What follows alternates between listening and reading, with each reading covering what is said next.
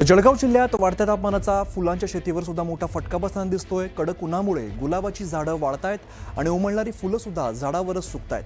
परिणामी उत्पादनात मोठी घट झाली आहे। जिकडे रोज 1000 ते 1500 फुलं निघायची तिकडे आता केवळ 200 ते 250 फुलं निघतायत। जळगाव जिल्ह्याचा उष्णतेचा जो पारा आहे तो आता 44 डिग्री टेम्परेचर पर्यंत इतका येऊन टेपलेला आहे।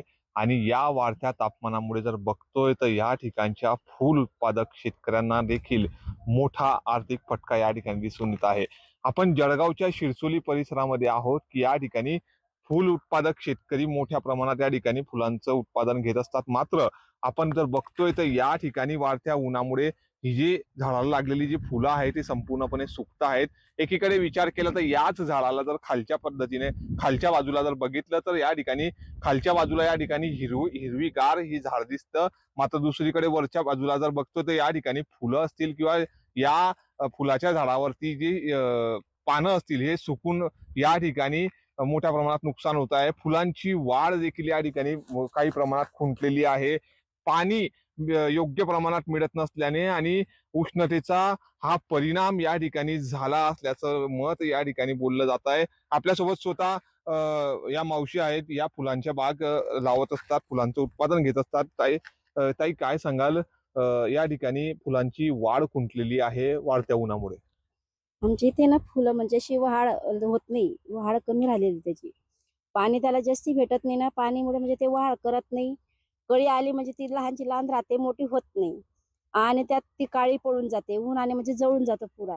आणि मोठं फुल व्हायला गेलं म्हणजे आपण म्हणतो आज तोडू, बारीक आहे उद्या गेलं ते डायरेक्ट जळून जातं, फुलंच राहत नाही त्याला, पूर्ण बळून जातात ते। किती निघताय मावशी शेत? आता हल्ली आता आज आम्ही 2च म्हणजे 200 फुलं काढले। वाढती मागणी आणि फुलांचा तुटवडा या उन्हामुळे थेट परिणाम या ठिकाणी झाल्याचं चित्र दिसून येत आहे। नितीन नांदुरकर, न्यूज 18 मराठी, जळगाव।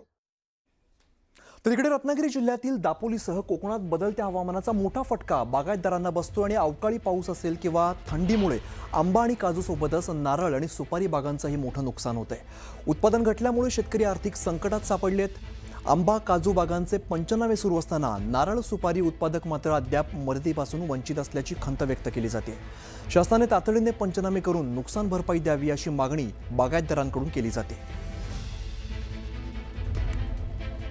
कोकणात नारळ आणि सुपारी या पिकाला सुद्धा मोठ्या प्रमाणात फटका बसलेला आहे। बदलत्या वातावरण आणि अवकाळी पावसाचा परिणाम या पिकावरती झालेला आहे। परंतु कोकणात आता आंबा आणि काजू या 2 पिकाचे पंचनामे सुरू आहेत। अवकाळी पाऊस आणि बदलत्या वातावरणाचा मोठा फटका आंबा आणि काजू पिकाला बसला। इथल्या बागायतदारांनी आंबा आणि काजू पिकाला नुकसान भरपाई मिळावी अशी मागणी केली होती। सरकारने आता नुकसान भरपाई जाहीर केलेली आहे। हेक्टरी 22,000 रुपये नुकसान भरपाई शेतकऱ्यांना जाहीर करण्यात आलेली आहे। आता पंचनाम्याचं काम सुद्धा सुरू झालंय। मात्र दुसरीकडे आंबा आणि काजू पिकाप्रमाणेच नारळ सुपारी या दोन्ही पिकाचं मोठं नुकसान झालेलं आहे। अवकाळी पावसाचा मोठ्या प्रमाणात या पिकांना फटका बसला होता, त्यामुळे उत्पादन मोठ्या प्रमाणात घटलेलं आहे। या नारळ आणि सुपारी या बागायतदारांना सुद्धा दिलासा द्यावा अशा प्रकारची मागणी आता केली जाते। परंतु केवळ आंबा आणि काजू या 2च पिकाचे पंचनामे सुरू आहेत, त्यामुळे नारळ आणि सुपारी बागायतदारांमध्ये एक प्रकारे निराशा पसरलेली आहे। आमचं सुद्धा नुकसान झालंय, आम्हाला सुद्धा नुकसान भरपाई मिळावी अशा प्रकारची मागणी आता बागायतदारांमधून केली जाते। परंतु सरकार आता या नारळ आणि सुपारी पीक घेणाऱ्या बागायतदारांना दिलासा देणार का आणि त्यांना सुद्धा नुकसान भरपाई मिळणार का, हाच खरा सवाल आहे।